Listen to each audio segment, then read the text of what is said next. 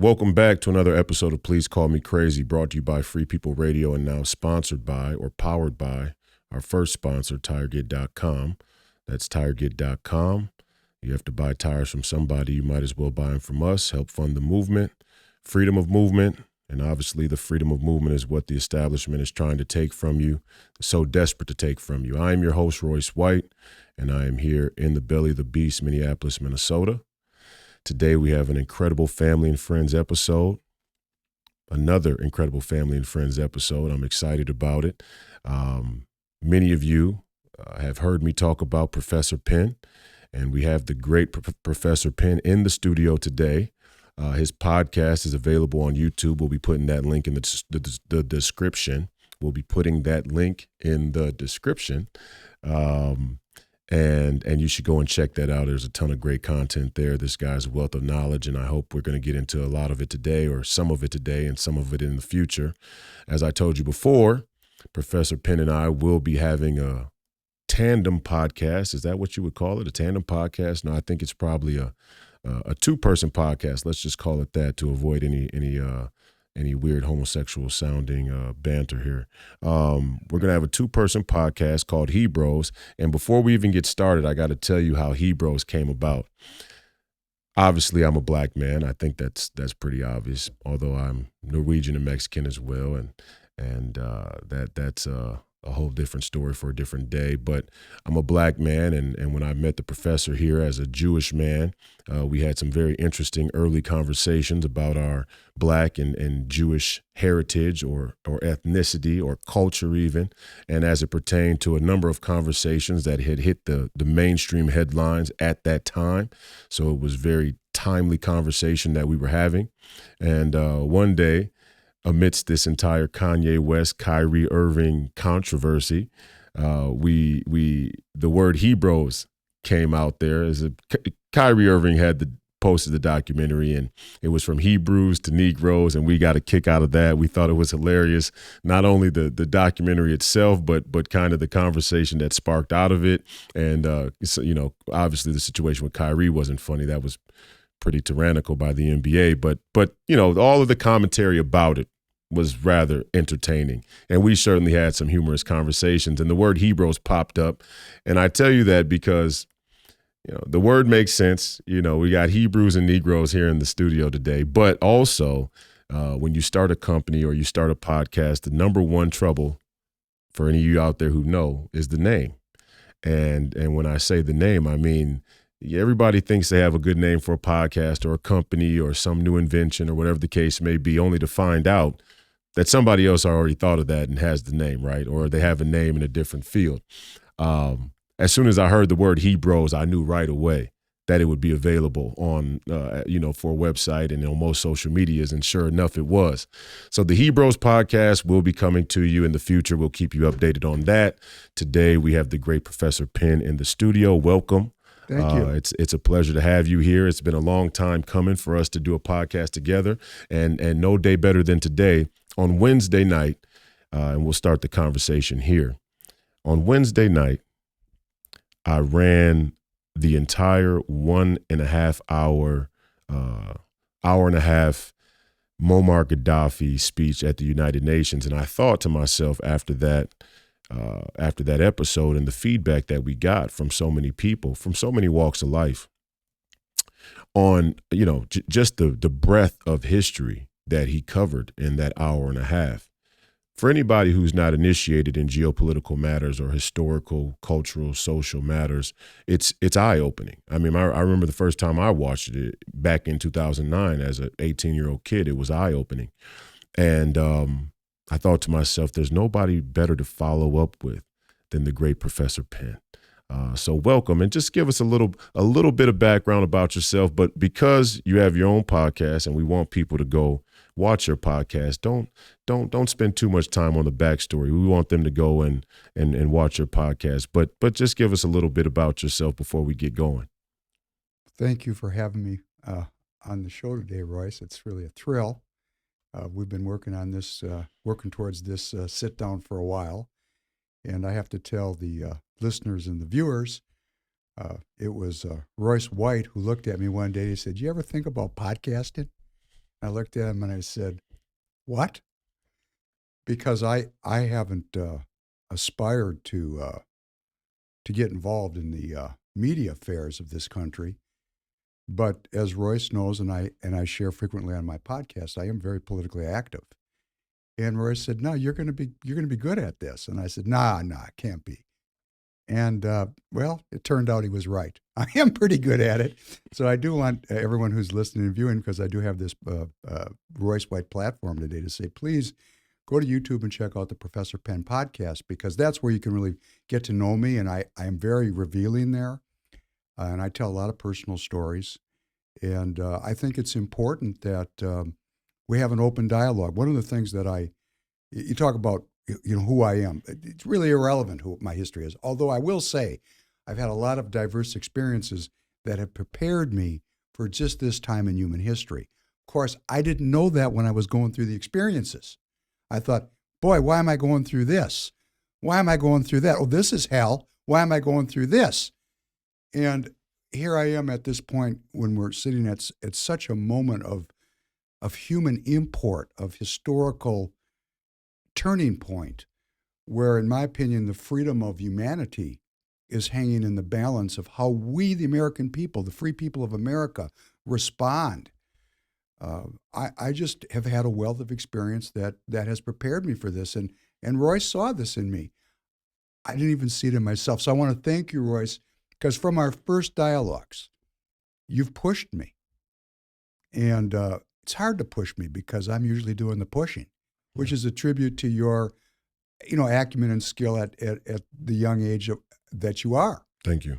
And our very first conversation was about the nature of my own Jewishness, which normally could lead to a fist fight. Of course. But at any time. Yeah. I believe, and I believe this so fervently that I practice it every day, we suppress dialogue. And that's anti the American constitutional experience. Our Constitution guarantees minority rights, and it's an advocacy system which takes conflict into a constitutional process. We're supposed to disagree. What we end up doing is, a lot of times, is we either stifle the disagreement in the hopes of the status quo, or we polarize into balkanized groups that hate each other. Neither one of these two outcomes is going to lead to a good outcome for us, the American people. It's my belief that any group that would separate the people and create hatred amongst the people, either through malevolence or incompetence, is degrading the well-being of the American people. And I don't want to do that in what I say to you today, and what I do on my podcast, what I do politically, what I do in my daily life. I believe in the American people. I believe in our wisdom, our goodness, our history, our future. I believe that we have a set of founding documents that are unique in human history. So I want to bring about a dialogue that brings about togetherness and community and well-being. Hence, we have a program called Hebrews, because there's obvious, conflict in that between these communities, the Black and Jewish communities. I can't understand it. It says right in the Old Testament, Moses was a black man. You can look it up. I'm not making it up. It's there in the Bible, in what they call the Old Testament. It's there in Hebrew. So I have a hard time understanding the conflict, because the experience of the two communities is so similar. Now, their responses to their experiences are very different. And that's what we want to get into, because that's a contradiction. Yeah. But I want to have a dialogue with you and with any American. And I tell people on my podcast, I'll go anywhere, anytime, any place to debate anybody on any subject. Because what I think is the worst that can happen is I'll learn something. We want rigorous debate. We want respectful debate. We want uplifting debate. We want to make politics a well-being experience. When you and I talk politics with each other, we generally feel uplifted because we know how to speak with each other. We know how to disagree with each other. We respect each other. And I'm going to say that many of my ideas, which I've been working on for quite a long time, have become refined if you want to have a personal statement, I feel my ideas are refined in conversation with you, Royce White. And I appreciate that. And I hope you have the same experience talking to me. 100%. So what we want to do is model debate and disagreement, not to hate each other, but to seek a higher level of understanding, to seek a reorganization of our system, our United States system at a higher level of complexity and performance. We need evolution. And it's through this dialogue that we're going to get it. And I'm going to say again, it's equally bad to seek consensus without going through the conflict, because all that's doing is burying the problem. And it's called denial. And denial is not a river in Egypt. Denial is a psychological problem that is going to dog this country until we resolve it. Slow down here. Okay, first off, the professor's coming in hot today, okay, and I'm a little concerned that his audio may be hot coming in this mic. We don't got the headphones on, so when you're at the mic without the headphones on, you could easily start to yell in the mic. You may be starting to yell in the mic there, but that's because the professor is very, very frustrated with the current dialogue, the nature of the current dialogue. And our conversations personally are never this intense. Same content, but value wise. Let's watch. Get this mic right here, about a fist away. Yes, there you go. Okay, that's the old Joe Rogan tip. I agree with everything you said 100%. I think it's vital. It's of the vital interest of this nation, but really it's of the vital interest of freedom all across the world. And I think people don't understand American history. It's not that they don't understand, more so that they've been intentionally misled and misinformed about what America actually stands for. And it's a high-level information war that's been played about America's history. And there's two sort of histories that coincide. One is our defection from the monarchy there in Europe, the crown, and all of what preceded that moment in time as far as the rise of industry, the rise of international business. And there are customs and cultures and traits and norms that you pick up from before as you move forward in time, no matter who you are. I mean, that's just a part of human nature. We do have huge evolutionary jumps in culture and society at different moments in time, but for the most part, the evolution of civilization is gradual. So what I'm saying in effect is, for anybody looking back at American or European history, it's completely inappropriate to expect that America's founding fathers would come from intellectual tradition or business tradition there underneath the crown and all of a sudden go, oh, we're done with that business, right? So there are things that we're going to carry on, but I think people miss the silver lining of the intellectual evolution or innovation or let's say uniqueness that came from our founding fathers in juxtaposition to the European monarchy and tradition. And I think you've spoken to that well. You've certainly helped me be able to understand it better as we've had these kind of conversations about this moment in time, because and the reason why I bring this up, especially in the context of blacks and Jews, is because there is a cultural motif. There is an academic tradition that teaches us, mostly Marxist, but there's some other things in it as well. Logical positivism. There's a bunch of intellectual traditions in there, but ultimately, its mainstream media expression now is Marxism. But in this tradition, it says that we should all look at America as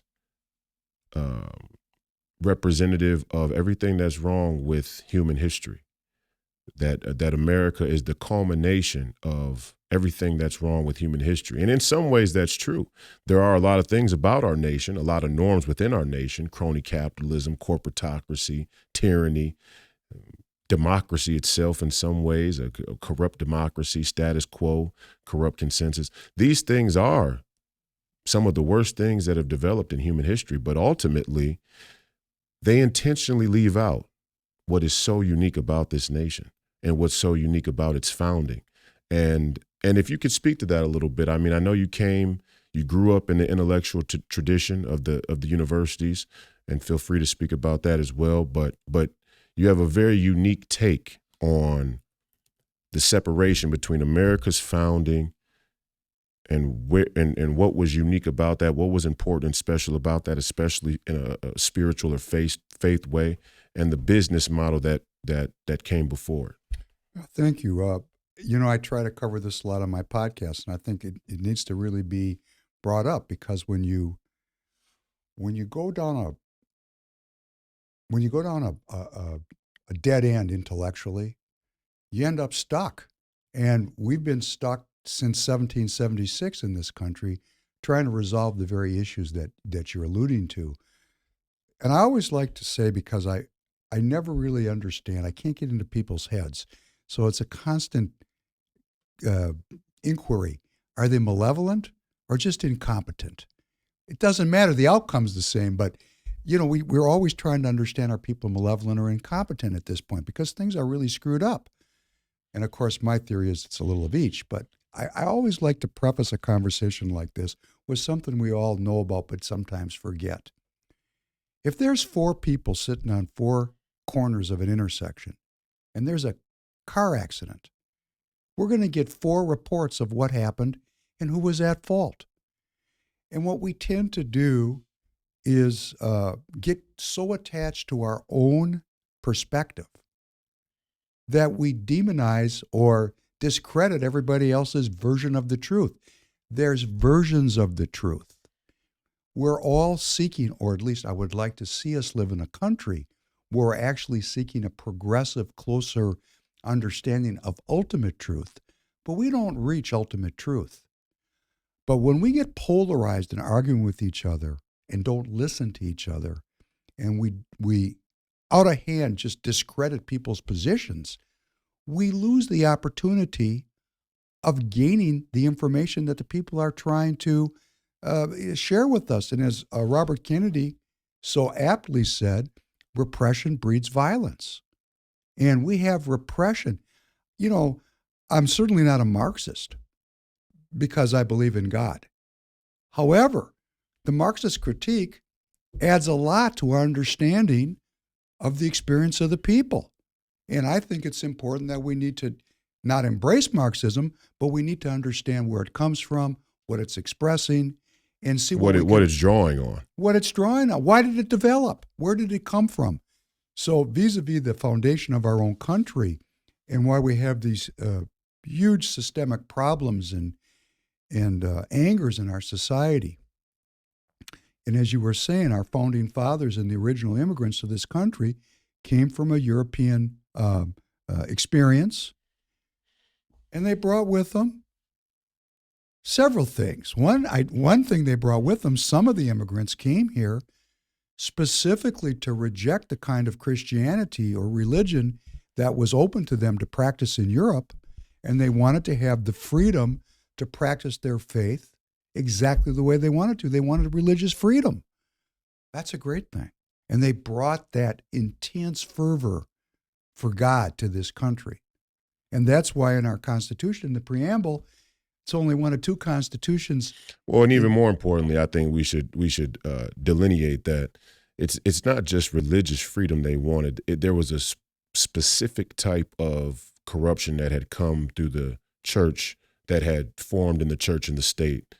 Right. I mean, it wasn't just. I mean, look, even in Europe, you could go off to the countryside in a very underdeveloped, undermodernized Europe and practice whatever religion you wanted to. The point was that if you were in the mix, if you were in society, mainstream society, the church there, primarily the Anglican Church, which was an offshoot of the Roman Catholic Church, had very specific corruption that had seeped out into the people. People were aware of it. And, you had Charles and you had some other people, some other monarchs during that time that were taking the Lord's name in vain in a pretty blatant way. It wasn't passive or casual or a difference of opinion on certain small details. These were huge, gaping heresies in the Catholic and Christian tradition. And this is why we have to get into this history because just because we call something the Holy Roman Empire doesn't mean it was holy. Absolutely. That's the info war right there. Branding. Fantastic branding. We're going to call it holy. Well, they subjugated the unholy Roman Empire. The unholy. There you go. And I'm not saying that in an individual person he came to this country, pure of heart and pure of mind. No, people are a mix. We are a mix of ideas. And what I'm trying to do in my podcast, when I tried to do with Royce, and I think what Royce is trying to do in his work, why do we think the way we think? I mean, how is it that we got here? We have to know how we got here. So these immigrants came with this some of them came with this religious sensitivity. But as you were saying, everybody came with what I call the business model of the crown, of colonialism, which really is slavery, drugs, and piracy. And that business model is the original sin of this country. We carried... Not the Christianity. Not the slavery. The business model. The business model. The slavery is a symptom of the business model, and the business model is based on a set of human beliefs, or as you say, it's the evolution, the slow evolution of human thinking. We have a struggle to survive. We do. And we do have an element of survival of the fittest. And in fact, you're kind of a poster child of that. Absolutely. Because you went through the training to become a professional basketball player. Mm-hmm. Well, there's nothing more Darwinian than that. I'm sure you could comment on that at great length. The thick veil of Darwinism in professional sports. Right. Right. Exactly. So Darwinism, interestingly, that idea had been banging around in people's heads for centuries because it reflected the reality of the struggle to survive. And people did struggle to survive. Now, the Judeo-Christian experience is the other pole of that struggle to survive. It tries to bring a spiritual dimension to the material struggle to survive. And when people came to this country and brought that business model with them, that slavery, drugs, and business model, we got out of balance right at the start because the people that came with that religious sensitivity were unable to form a country which radically transformed. As you say, things move slowly. Mm-hmm. They were not able to totally transform that business model. The best they could do was protect minority rights, which have been aptly identified as a protection of slave owners. And I think that's true. But let's not get caught up in the weeds of what it was then. Let's look what it is now. It's a protection of my individual rights against the state and against a global governance. Economic imperialism. Spiritual imperialism. To the maximum. So the business model really was not changed substantially. And America struggled with that all throughout its first 150 years. It really was not up until the formation of the Fed in 1913 that this business model of slavery, drugs, and piracy and the creation of allopathic medicine at right about the same time, that we really got fired up into this business model and it became the modus operandi of the United States of America. And this goes back to this view of the car accident from these four corners on the intersection. Mm-hmm. I was quite cognizant when Colonel Muammar Gaddafi led a revolt, a palace revolt, I think it was 1970 actually.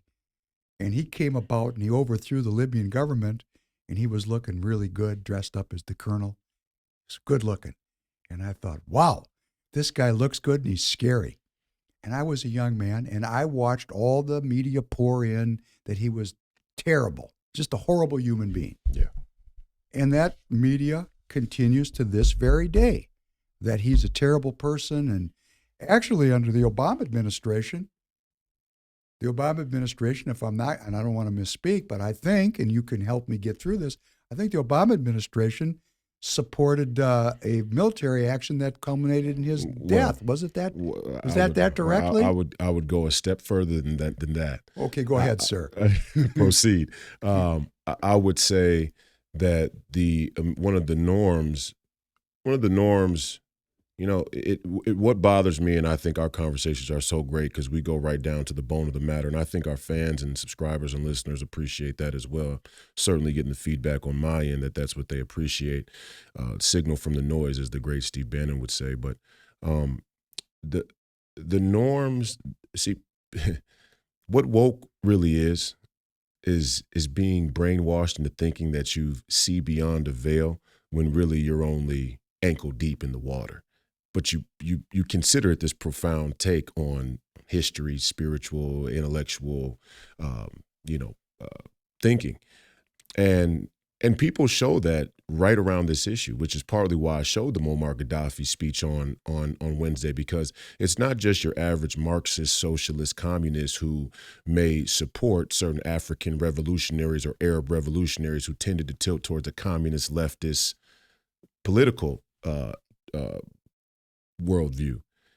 They'll tell that story, but really, what we really fail to acknowledge in any real substantive way is the corruption, the darkness and corruption of our military-industrial complex and the security state. And the reason why is because we're cowards. Is we like the security that it provides, and we're willing to surrender our freedom for that security. And I think it was Jefferson who said, if you surrender your freedom for security, you don't deserve either. And maybe it was Jefferson, might have been somebody else. I may be misspeaking, but Jefferson certainly would have agreed with a sentiment like that, who also said the price of freedom is death. And Malcolm X repeated. And Malcolm X repeated. I don't even know if Malcolm X knew that Jefferson said it. He's a smart cookie, though. He might have been playing on Jefferson to get a certain reaction at his time. But the Gaddafi example is an example where the American people were willing to accept the four-corner view of any number of geopolitical narratives.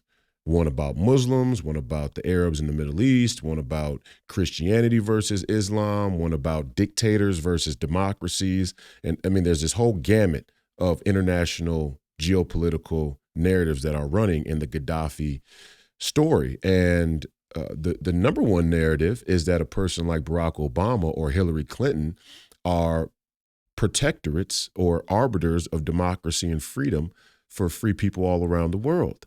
And what that means in policy and what that means in international or global governance. And in the Gaddafi situation, you see something that couldn't be further from the truth. And the truth is that at different points in time during Gaddafi's reign there in Libya, our intelligence community, our security state was completely fine dealing with Libya, playing ball with Libya and other countries in the Middle East as well. In fact, that's a very common practice, as you so eloquently lay out in your podcast, post-World War II, with Kissinger and the Crown coming up with this business model that wasn't new, just restructured. 2.0 to go into the Arab world and co-mingle all these different interests in the name of international peace and accord, when really it's mostly about energy. And we know that now. That's been declassified, or that's out there in the open on the record, that there's this huge energy war that went on in the Middle East, and our intelligence community was tied up in it.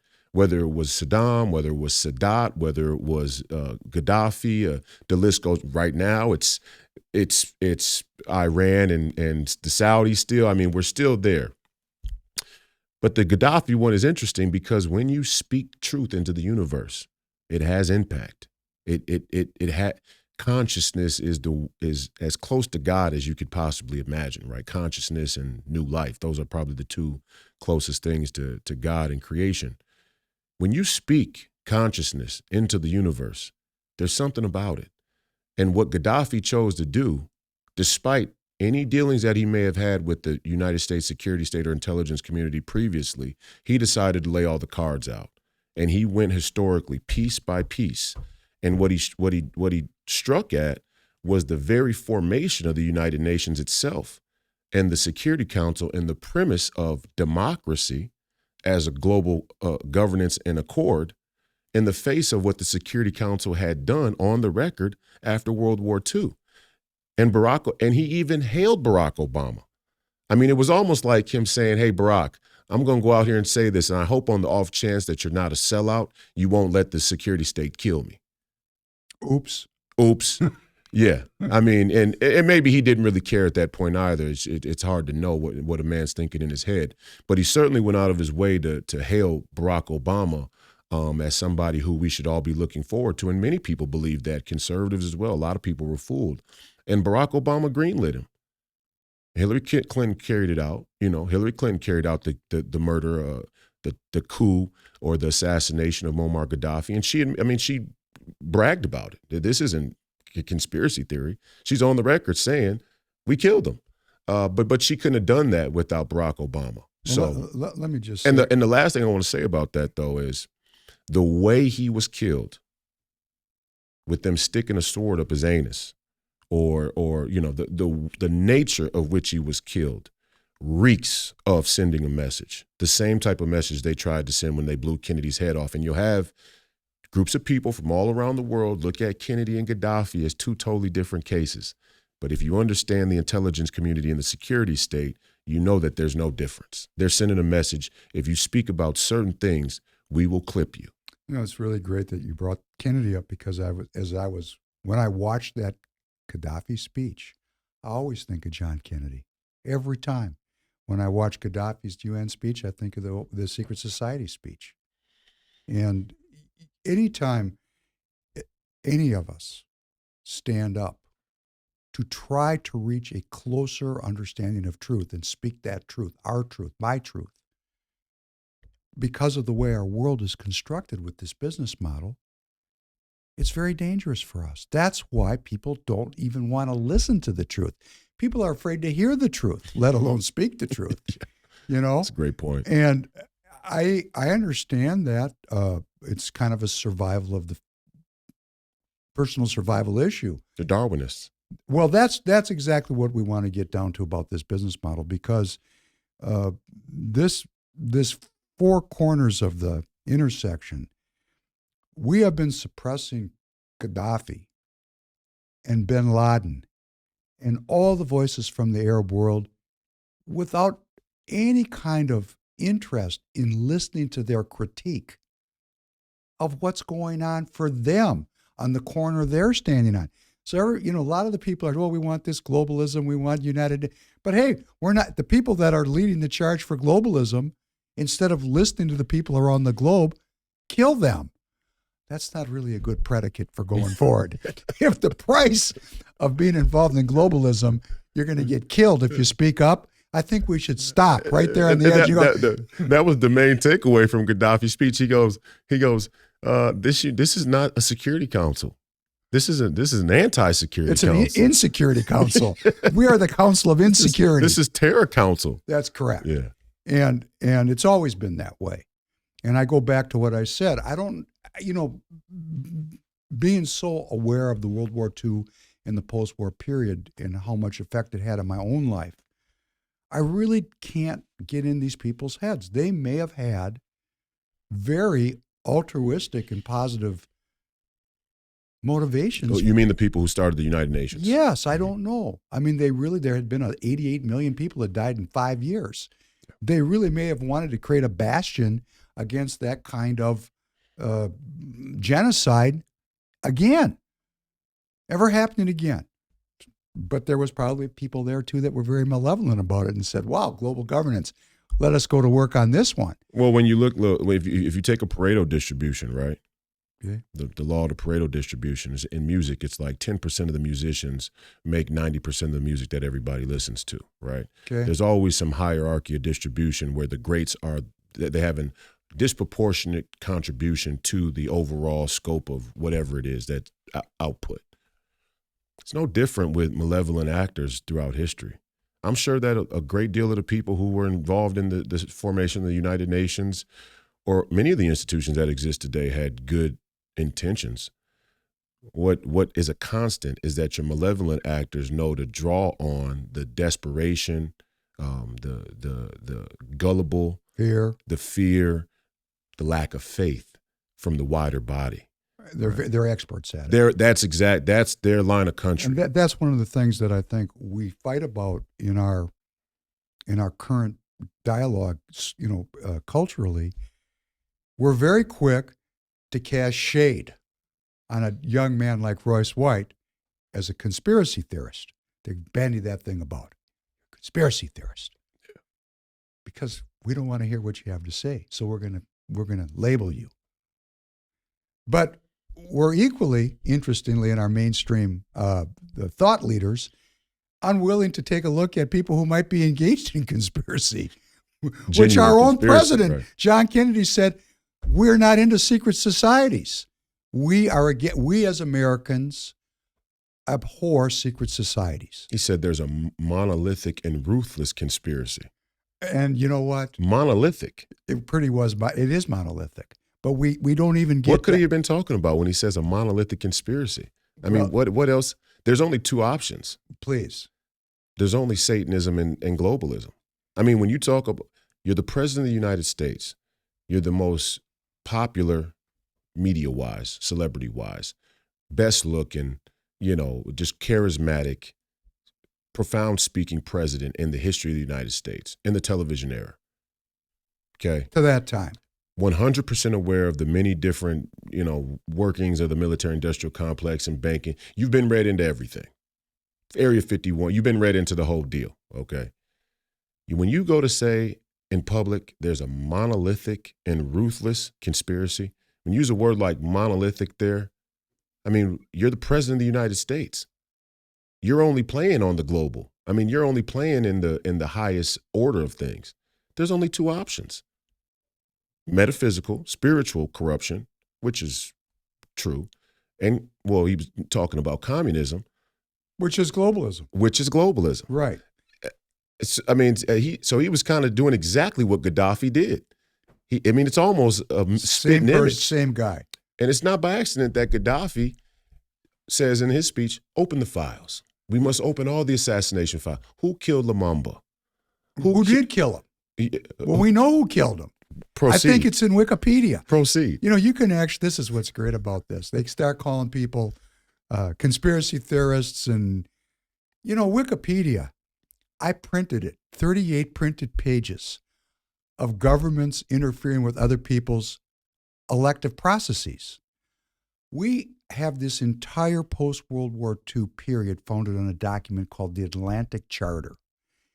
This was a charter between the United States and England where Churchill had come to Roosevelt begging for support. And Roosevelt said, when have you ever known me to refuse an accommodation? But you're going to have to give up your empire. And Churchill wasn't too happy with this.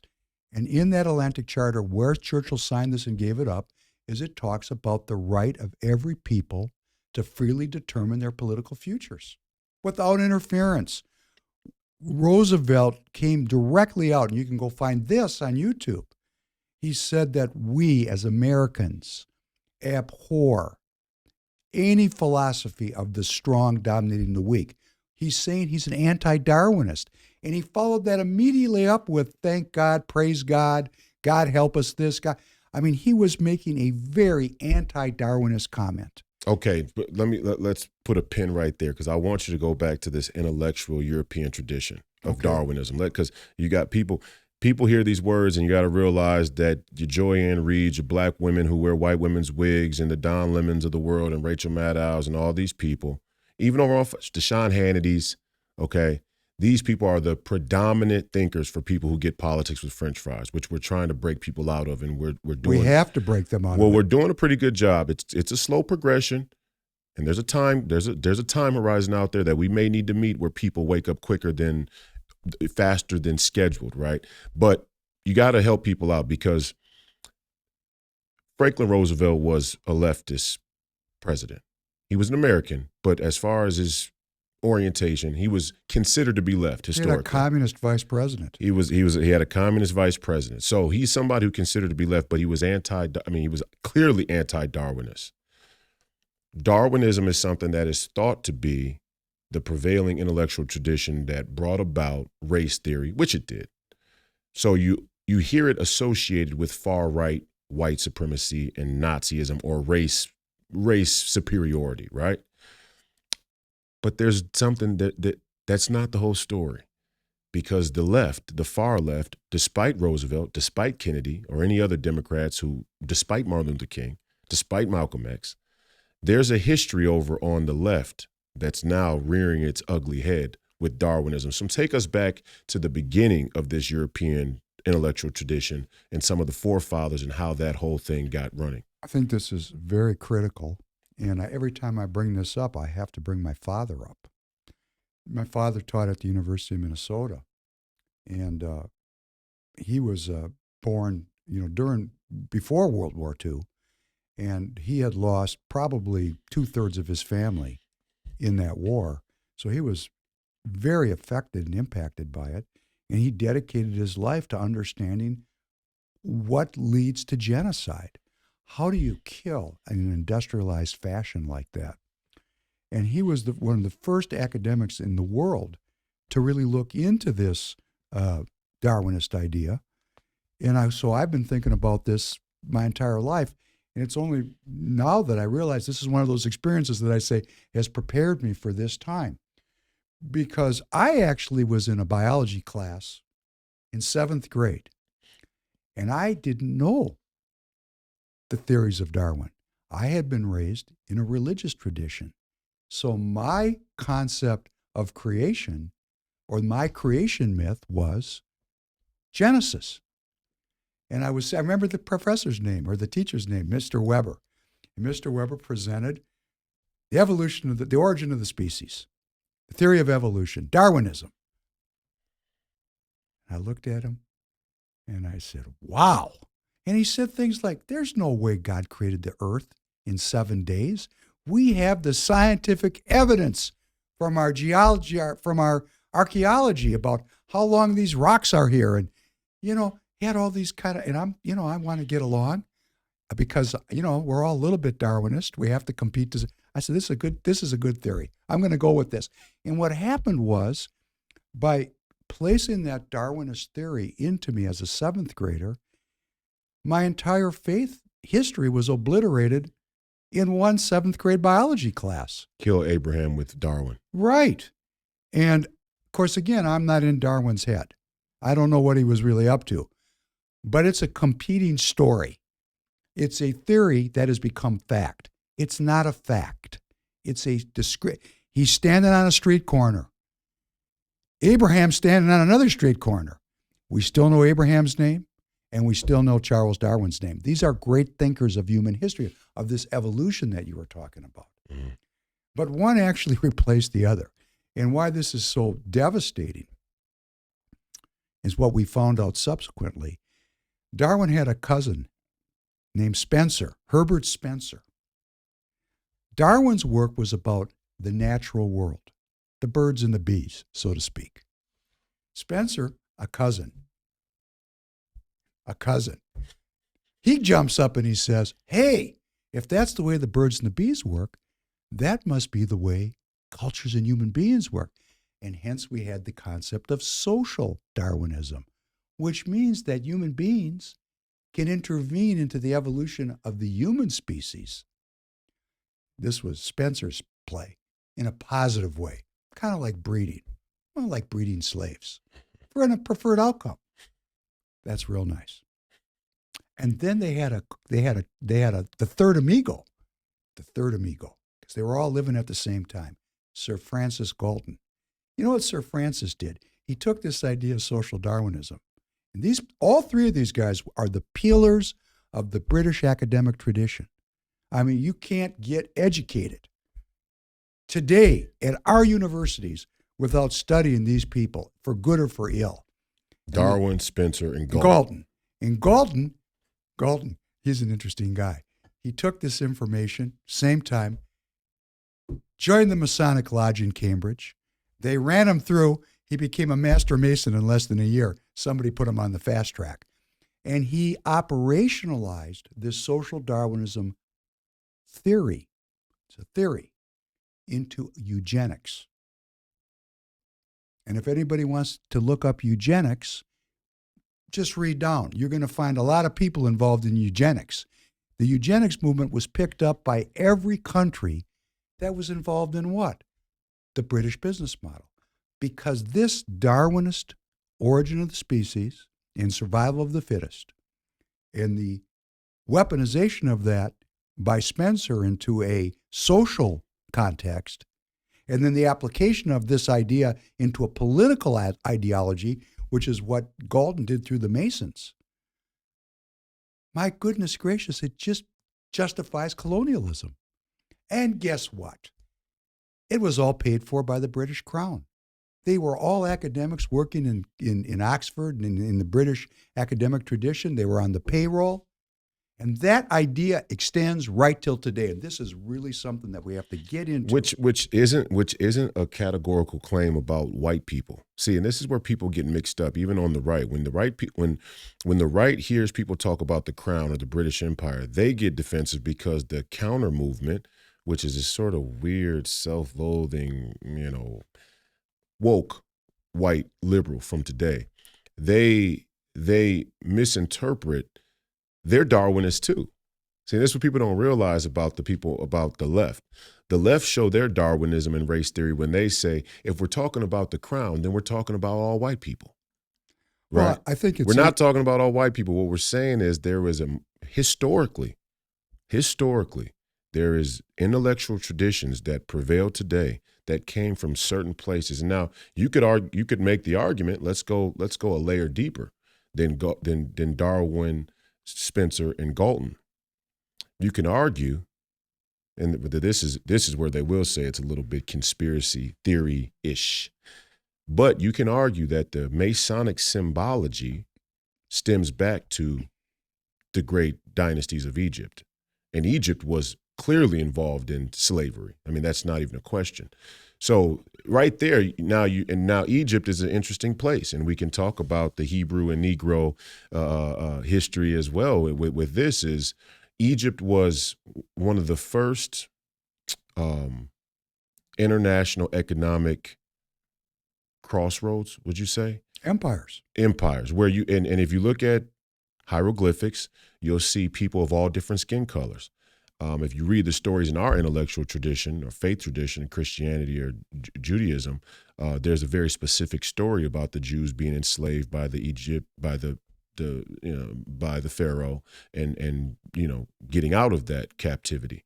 Now, who the Jews were at the time is of much controversy, but that's not really the point. The point is that this business model from the Crown is not a claim about white people. It certainly doesn't justify any reverse racism today from the left that is so prominently run. And you have to understand that reverse racism is not intended to bring equality to other races. And you can see that from the results.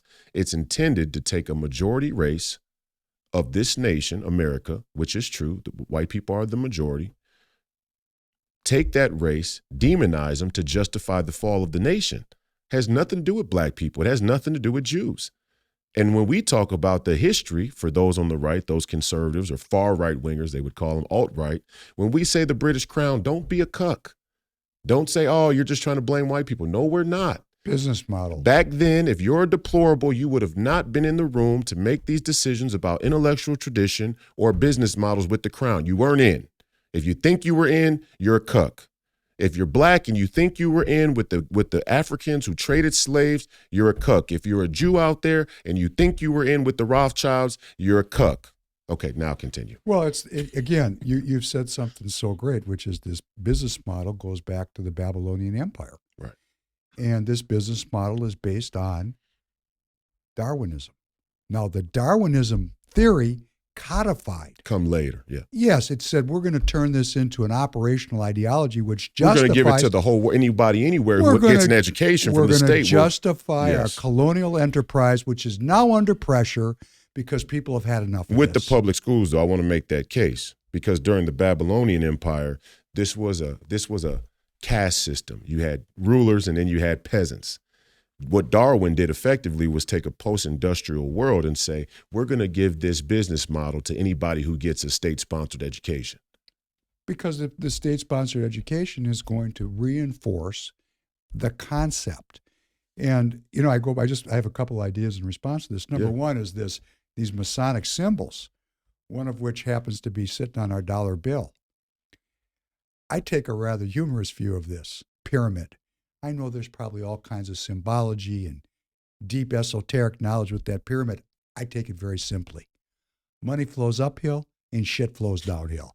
Just very simple. So I'm at the bottom of the pyramid. If I was at the top of the pyramid, hey, great. That's how these people think. They think, because they're Darwinists, if they're at the top of the pyramid, they won, and that proves the theory. Yeah. Okay, what's missing here? What have we done? And you were alluding to this. You were saying, well, on this one poll, we have these very unpleasant social Darwinist business models, which led to huge inequality and slavery and this horrifying exploitation of man, which we're still trying to wake up from, so to speak. Okay, that worked, and it's still at work, and we're what I'm doing, and I think listening to you, I think what you're doing is we're saying, oh, you thought we got over this. No, they're just kicking it up a notch, and they're using everybody, and here we're going to 2.0, and it's 3.0, 4.0 now.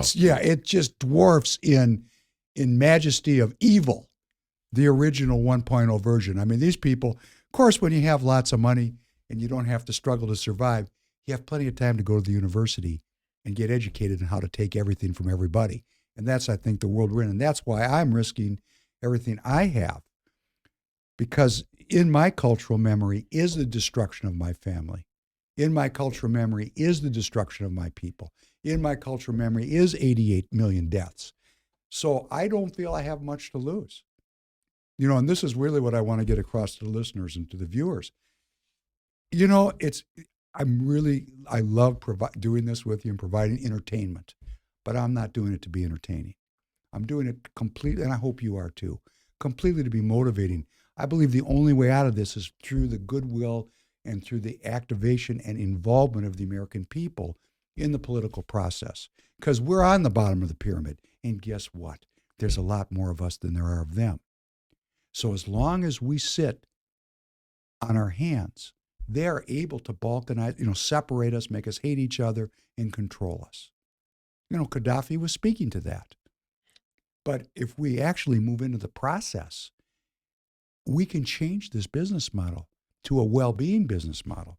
That's one thing. The second thing,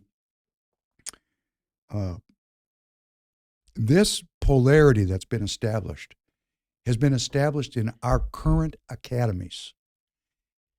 The original Spencer and Galton and Darwin, they were on the payroll. They got paid to create an academic tradition, and they were paid quite handsomely, by the way. Do you know that we have a $1 trillion post-secondary college and university industry in this country? Do people realize that we, the American people, fund our colleges and our universities with $1 trillion a year? And people are going to say, wow, that's a lot of tuition. It's not tuition. The U.S. government, our tax money, when I say we fund it, we the people, we're the ones getting taxed to pay for this. $400 billion of that $1 trillion, 40% is direct grants from the U.S. government. 40% of the cash comes from the top of the pyramid. A very small percentage is tuition, and the rest is grants from industry and endowments. The corporatocracy. Oh, my goodness gracious. It's the same thing. And we're led to believe on our little corner over here that our academic output, our scholarship, the result of all this inquiry is a progressive movement towards a higher understanding of truth. Genuine intellectual discovery. Inquiry. Yeah, BS. Yeah. These people are on the payroll, and they're putting out the information as they're paid to do it. And we suck that stuff up because we are dependent on that information. Even to the point where, and I don't want to go down the rabbit hole on this, but even in this last COVID crisis, our leaders in the media were telling us to not do our own research. Yeah. Just from a medical perspective, from well-being, it is clear from research that if a person has a disease and they're passive and listen to their doctor and do what their doctors say, they have far worse outcomes than if they listen to their doctors and do their own research and push their doctors to explain to them and look for better treatment, and they're engaged. They're engaged in the process of their recovery. So here we are. Our country is sick, really ill. We're $32 trillion in debt. Face debt. 179 trillion overall in unfunded liabilities. That's correct. We're broke, just broke. And again, our leaders are either incompetent or malevolent or both. We're on the verge of a nuclear war, which is getting less and less coverage in the press because we're getting used to being on the verge of a nuclear war, which could pop off this afternoon. These are our life expectancies are declining. We're sick. How is that? And it wasn't only maybe 10 years ago where the prevailing thought or the headlines that were coming out of the universities and the medical community then were, if you got a college education, well, think of how here's the info war out the gate, and even saying it in real time makes me chuckle. If you got a college education and you were in my generation, the millennial generation, it was said that you had a good chance of living to be 100, and that came and went pretty quick there. And it's funny that it was probably the same academic institutions and intellectual tradition that brought about the decline, or maybe that life expectancy was always a scam. But continue. It goes right into what we learn, what your generation is taught, what my generation is taught. I'm of the belief that this business model will only change when we, the American people, en masse, say that's enough. That we stop hating each other and we realize that the violence that separates us, for example, is Hebrews, is put upon us by people who really do have malevolent intent to create and foster division and hatred, because obviously a house divided cannot stand. And this is not going to be solved. I want to get this out by this polarity of social Darwinism on the one pole and social equity on the other. The social equity movement is really a reaction to the social Darwinist movement. And I look at that and I say, well, I get that equity idea, but there's a mistake in this intellectual discourse. And I can only say I'm not on the payroll.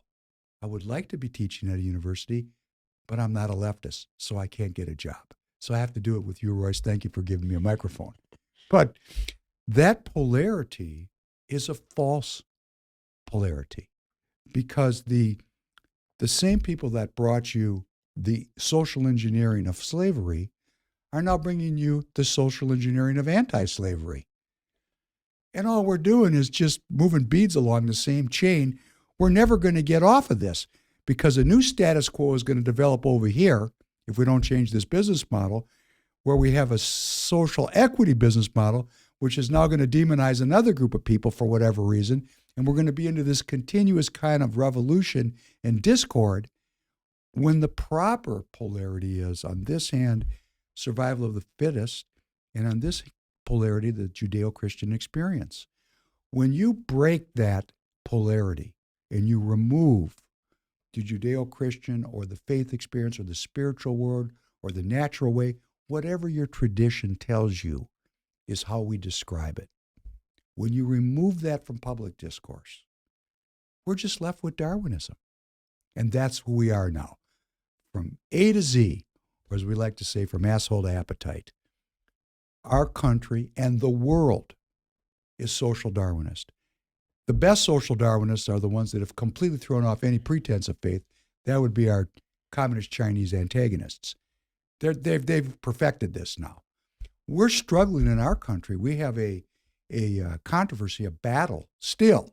The remnants, as we could say from a novel, the last of the Mohicans, or the last samurai, the last true believers, are fighting to maintain their ability to have faith against a monolithic and ruthless conspiracy. And you say globalism or you say communism, what do they have in common? Man. Man is in charge of this world, is in charge of the politics of this world, that humanity is ruled by other men, and that our future as humans will be determined by a global governance that will determine our future and how I live as a human being. And that's just a false dichotomy. And they set it up that way by controlling our universities. Remember, I said almost the entire funding of the universities comes from either endowments, industry, or the government. So, of course, they're able to get the intellectual output that they seek. And when you and what's really scary about it is if you look at the the history of the info war and the history there in Europe and the intellectual tradition, you take a guy like Karl Marx, who was an anti-Jew, and his role in it. I mean, he comes along and he starts to go to work on this whole welfare system, this whole wealth distribution, radical materialism. I mean, is it your theory of the case? Is it too far to venture that the crown was playing both sides of the coin from a social engineering aspect even then? That you had Darwin and then here comes Marx. You go from Darwin to Marx. Marx is the prevailing thought leader of this social equity movement. Darwin, the social Darwinism movement. But both, I mean, explain to us how after World War II, the intellectual tradition coming out of Europe at the time rebranded this globalist business model, this Darwinist business model. Because to me, it just looks like you had a plan A, and then you had a plan B. We're going to run the race theory. If enough dominant racists, haters, if enough dominant race superiority people out there believe in this Darwin theory, we're in business. But if for some reason the wall cracks and people start to push back on this race, we're going to give them a theory to do it with. We got Marxism for you. Right. Don't worry. And, not being in the room, and I really want to get into this with all my listeners and viewers. I want to live in a world with this. We have our very nature of perception is distorted, and then we make it worse. I personally don't want to get into people's heads that lived 100 or 200 years ago and presume that they were malevolent, although I recognize they may have been, because these are some very smart people. Yeah. But they certainly, without a question of a doubt, uptook the Marxist movement and funded it. And again, that's not a conspiracy theory. Go to Wikipedia. Look at who funded the Bolsheviks. Look at who funded the Nazis. Look where they're, as they say, follow the money. So, yes, Credit Suisse, UBS, we got the Swiss bank falling this past week. They were funding at least they were doing the Nazis transactions. Well, we just need to look with the crown, mind you. Well, we just need to get beyond, as a people, having certain information fenced off as if it's somehow anti-Semitic or, racist. We have to have the courage as seekers of truth to look at things with new eyes, get on a new street corner, and take a look at what's really been going on. Or as Bob Marley's saying, check out the real situation. Check out the real situation. So what I always say on my podcast, please go look at the source material for yourself. Please take the time. It is time consuming to be educated. That doesn't mean going to college. You could be super educated and never graduated from high school. That's another problem with our country. A huge problem. The crisis of accreditation. Well, we spend a lot of time confusing knowledge with wisdom. And that's a big mistake. I'm trying to think. I think Will Rogers said, it's not what you don't know that hurts you. It's what you think you know that ain't so that hurts you. Mm.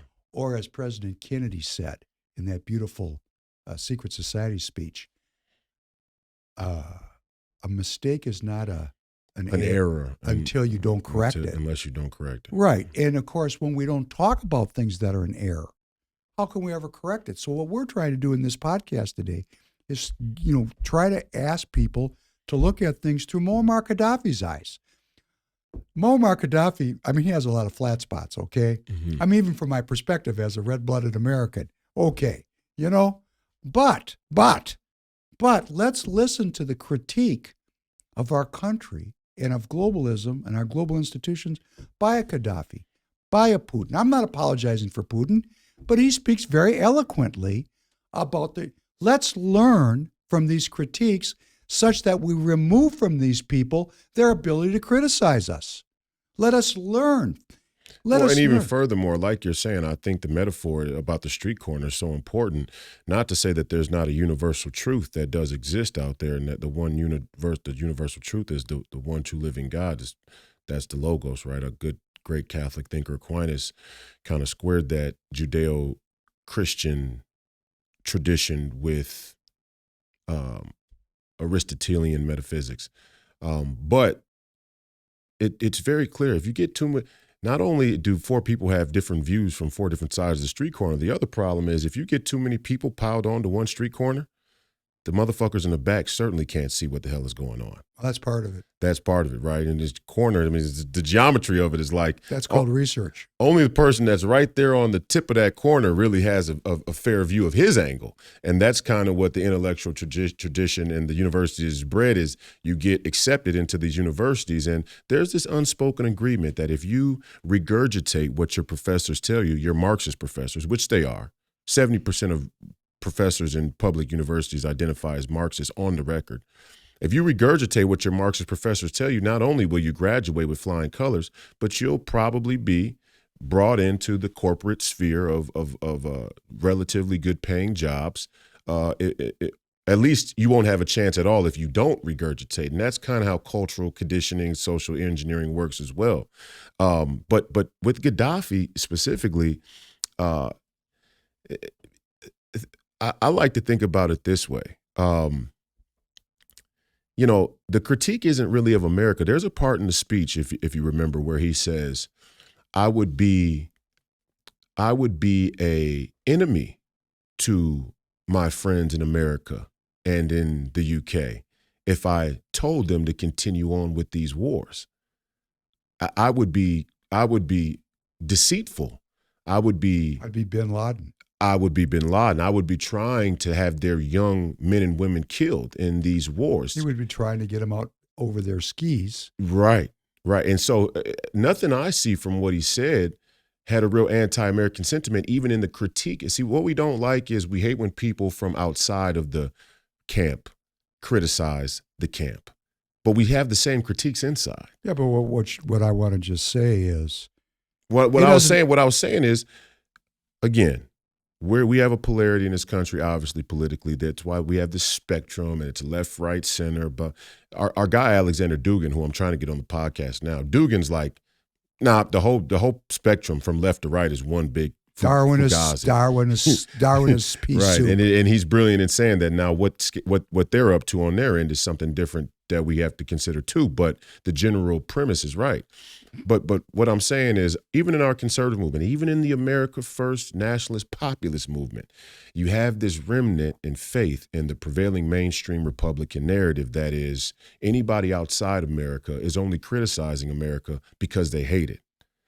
And in that way, a lot of your mainstream Republicans come to hate Donald Trump the same. Well, and it's not anti-American to say what's obviously wrong with America and what our history has been. And that is not a reflection on the American people. The same way, what man has done is not a reflection of Christ. That's not an appropriate way to look at history. Well, you can say it this way too. Our institutions have worth and merit. Without sacred honor, the people in our institutions have weaponized those institutions against freedom and against human well-being. And that is the people who are brought up through this academic tradition and acculturated into this Darwinist worldview. And that, I think, is the central thing that I want to work towards bringing a change about. Because, we have our own life experience that tells us that there is a struggle to survive and a survival of the fittest. We know it. There's an element of truth to that. But we've let that truth crowd out the gift brought to us by the Judeo-Christian tradition, which is about the lion laying down with the lamb. That is the anti-Darwinist tradition. So we have a polarity. Well, we have to learn, I think, for example, from our Chinese brothers and sisters, their philosophy, the yin-yang philosophy, where you have complementary antagonists that are in relationship with each other. We have to learn to hold contradictory ideas and not demonize. And when we do that, we'll evolve as a human species. We need to evolve. And then there's all these other... Not the CCP. You mean the original natural way Chinese intellectual The original tradition. natural Spiritual. way, the philosophical, spiritual tradition of the Chinese people, which has in large part been obliterated. Which the CCP has gone out of their way to... No different than our current academics are obliterating our history and our traditions here. Our spiritual tradition. Sure. Yeah. I mean, in some cases, making them illegal now. I saw a movie where there was, it wasn't in China, but there were a few Chinese characters. I'm trying to remember the movie off the top of my head. Well, I can't right now, but anyway, there was a Chinese character in the movie, and one of the characters in the movie started to talk or repeat some Confucian type of philosophy, right? That more natural way, spiritual Asian philosophy.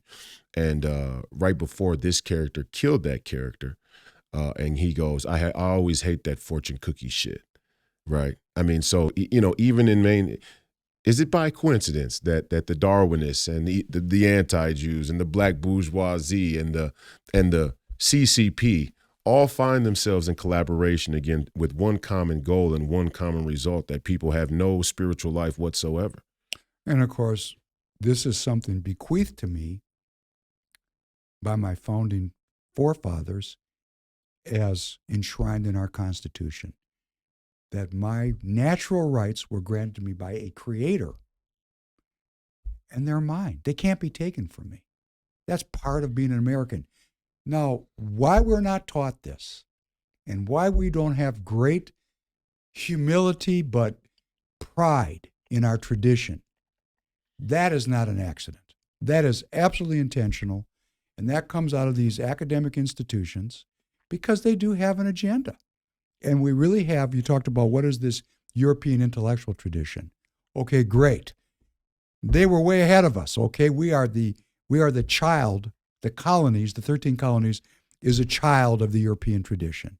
So that European intellectual tradition, that university system, the scientific method, the birth of science, the benefits of science was vastly accelerated in the European history as compared to us colonialists who were living really in harmony with nature, farmers, agrarian, enslavers, many. Yeah. Because they took that business model with them, but they were living a very agrarian life. In fact, there were some of the founding fathers that said, we can't have a republic unless people are citizen farmers, because we have to have people that are free. Christ said the meek shall inherit the earth. I always thought, boy, that's kind of anti-Darwinist. Doesn't make any sense. What he was saying, I think, was the farmers are self-sufficient and free. They don't depend on the system. They grow their own food. They have their own water. Hey, literally, they inherit the earth. They inherit the earth because they are with the earth. Right. And what are we doing? We're living in, I don't want to bring up Bob Marley too many times, but second time, Bob was great. Concrete jungle. Concrete jungle. We're living in the concrete jungle. Mm-hmm. And he's singing out, crying for love in that song. We need love. And this tradition, this European tradition, which goes back hundreds of years, funded by these colonial empires, because, of course, they wanted to get the jump on everybody, because what was really those schools about? What were they really about? They were about gaining an advantage in the survival of the fittest by using applied technology, mostly military. Well, you need a story to fundraise as well. I mean, they had money, but you always have to go to the elite class and get everybody on board, right? It's good for your kids. Yeah. We have the same thing today. Oh my gosh, I have college-age children. You got to go to the nobles and the bannermen and get them on board. So you need a good story you need a good rallying cry. And we're going to give you a benefit. Yeah. Material and safety. It's funny too, because we kind of tend to always think that we need a good story to tell on the off chance that the other person might have some sacred honor, when really you often don't even need a good story to tell somebody. They'll just go for the greed automatically. And I think that, but we do it anyway, just out of it. Well, I think the people at the top of that pyramid really are experts. Mm. I mean, this is what they're expert in. And I think we all need to understand this. We all have an addiction to sin of some nature. We're humans. We're in a material world. To the extent that we're still prone to sin, there are people that will manipulate our sin.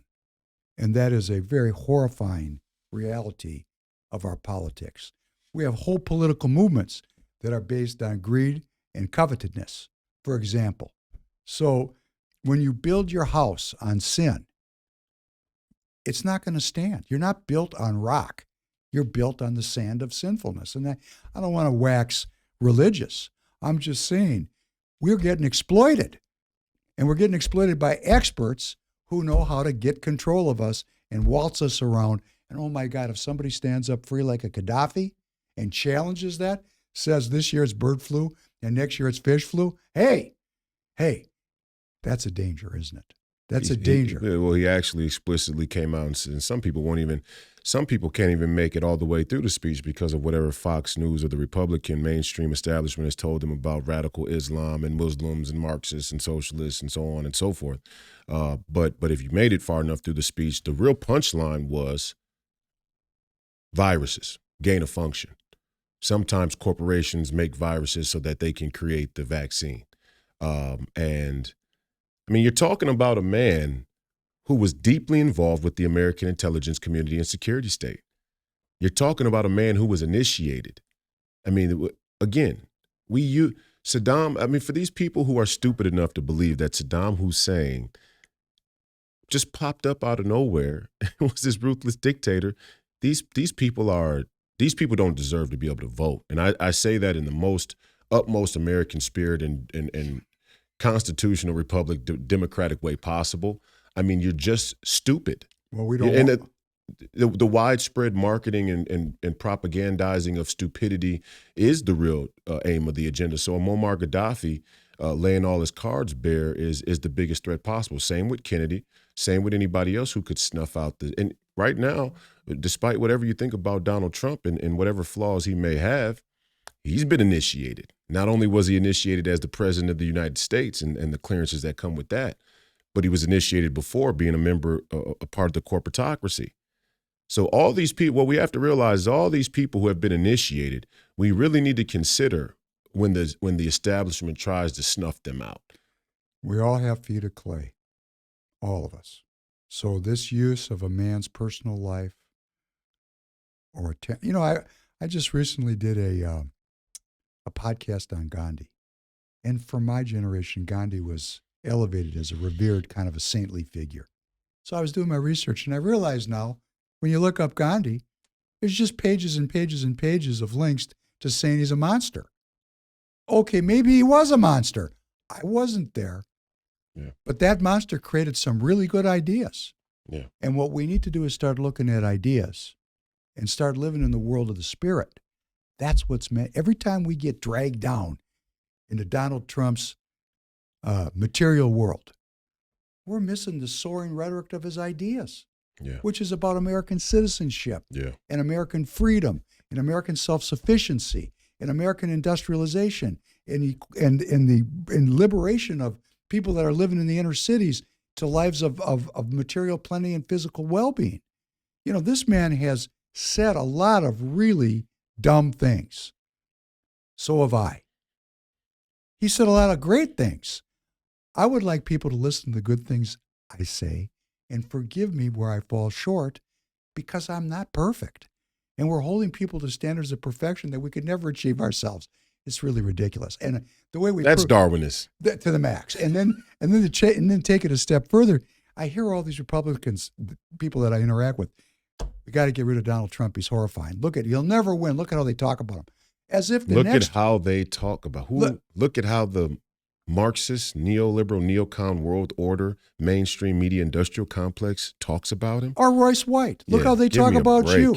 I've heard people call you a white supremacist. Yeah. Come on, this is retarded. Yeah. Sorry, bad word. It's ridiculous. My cock's too big. Whatever the case may be. That's a joke. But I'm just saying, these people are going. People can't even take that joke. Well, I'll lose some followers or listeners just from saying. I mean, our buddy Tanner here, the producer, likes that one. He liked that one. The level of saintliness that we require or expect of our leaders is in no way a representation of the saintliness that we aspire to, is what you're saying. It's not. It's actually a scam. That's taking the Lord's name in vain. When we try and project a Christ-like, a Judeo-Christian level of leadership onto people to stifle dissent from the corrupt status quo, that's taking the Lord's name in vain. Not profanity, not vulgar language. No, you're trying to use Christ as a figure to stabilize a corrupt status quo. And you'll take a Donald Trump, or you'll take a Kennedy, and you'll say, well, look at Marilyn Monroe. He was mobbed up. His dad was a bootlegger. Wait, you got to If you could write a John F. Kennedy speech half as good as John F., 1/10 as good as John F. Kennedy, then I'll listen to you. Wait a second. I got to say this because I think this is great. I want to say this back so I'm sure I got it. Mm-hmm. What I think I heard was when you project upon a leader, there need to be Christ or they're no good. You're using the Lord's name in vain. 100%. I think this is a great insight, and everyone who listens to this should contemplate this because this is a new idea. I haven't heard it before. And when you hear something that's new, you have to say, wow, that's quite creative. That is what we have in us, a creative and divine spark. That's an idea. You've now shared an idea where people are sinning to repress dialogue, and they're doing it at the highest level. This is an info war. This is how smart some of the people who run our media and our media companies, our media industrial complex are. And how did they get so smart?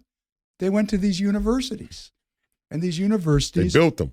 Well, these universities have a 400 or 500 year tradition. And I think it's so important for the American people, because I know we're going to run out of time. I want the American people to discover our own unique American traditions, our own unique American culture. We have been inhabited. We've been parasitized. I mean, kind of like some kind of weird science fiction movie. Yeah. By intellectual traditions that we went to war to extricate ourselves from. That's how good our opponents are. We fought a war to get divorced, and like some of the people we know do, we got divorced, we kept remarrying the woman. Come on. A strong horse does not go over the same grass twice. Let's move on from these people. Instead, what we did was we started importing their intellectual ideas into our universities, our elite universities, Harvard, Princeton, Yale, Columbia, the center of where our academic output comes from, Stanford. We took these ideas in, and it got even better than that. The 1930s came, and the Nazis rose up, and we had this huge exodus of intellectuals from Europe, and they brought with them this Marxism, which you just said so appropriately is actually a Crown-sponsored Darwinism. They brought it in. Now, where were they coming from? They were actually using that Marxism to crack up the Crown. They actually were trying, they were the revolt against the status quo of the day, but they got co-opted. That's what we got to understand here. You know, or maybe one of these egomaniac, megalomaniac monarchs there in Europe put Marx up to it as a way to attack and destabilize the rest of the monarchs. Because I wasn't in the room, but it's certainly a possibility. That's a history. That's a common history in European monarchies, right? Well, that one monarch says, "Hey, I got my country, but I could use yours too. There's no problem." Lenin said, "The best way to control the opposition is to lead it." Right. So, you know, there's something going on there. But I do want to say, we imported these ideas. Then in the 30s, we mass imported these ideas when tens of thousands of European intellectuals ran out of Europe, and they all got cushy jobs in the universities here. Yeah. And it got worse. After World War II, we went in wholesale in the deal. Just give us the Nazis. Operation Paperclip. So what we, the American people, don't know is that what we're being taught and what we take as reality and what we're so proud of is the same European tradition that we fought a war to get away from. And just to add a little spin on it, when we beat the Japanese in World War II and we guaranteed the security of the Japanese empire because we defanged them, mm-hmm. we took on their entire foreign policy ideology, which is purely anti-Chinese. So the Crown, NATO, which is France and England and Germany, always in conflict with the Russians, and the Japanese, always in conflict with the Chinese. And we, a bunch of young dummies from the street, said, "Hey, put us in, coach, we'll take all this over." And is there any wonder why we're under such pressure for our republic to survive today? Because we put ourselves right into the crosshairs. We've taken on the mantle of some of the bloodiest, most ugliest business models that have existed since the beginning of humanity. But before we go, and we're approaching 90 minutes, but I want to give you another 15 minutes here to expound on this, because we are in one of the most unprecedented and dangerous times in American history, but all of human history as well, in the current conflict there with Russia and the proposition of nuclear war. It's been a huge staple of my first 20 podcasts, and I think we're now on episode 23, maybe 22. I'm not quite sure. I have to double check that. But we're getting up there, and we've started to build a dialogue that revolves around this conflict in Russia, and it's starting to heat up. I mean, the ICC, the International Criminal Court, same International Criminal Court that Gaddafi spoke of, has now issued a warrant for Vladimir Putin's arrest. And our guy, Ron DeSantis, who many of the mainstream Republicans are calling for a govern from the center, Ron DeSantis 2024 ticket, just backtracked on Russia completely. He says, hey, Putin's a war criminal. We should bring him up on charges. Let me say this.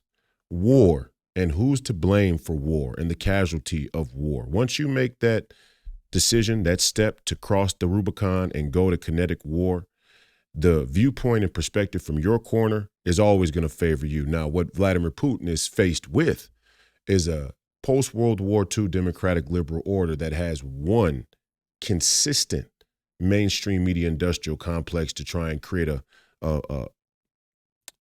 manufactured consensus around who's to blame for which casualties. And that's just as simple as I could put it. Yeah, the entire West is going to say from their angle, Vladimir Putin's a war criminal. Vladimir Putin and Muammar Gaddafi and many others around the world could say that we're war criminals for what happened in Iraq, or we're war criminals for what happened in Vietnam even.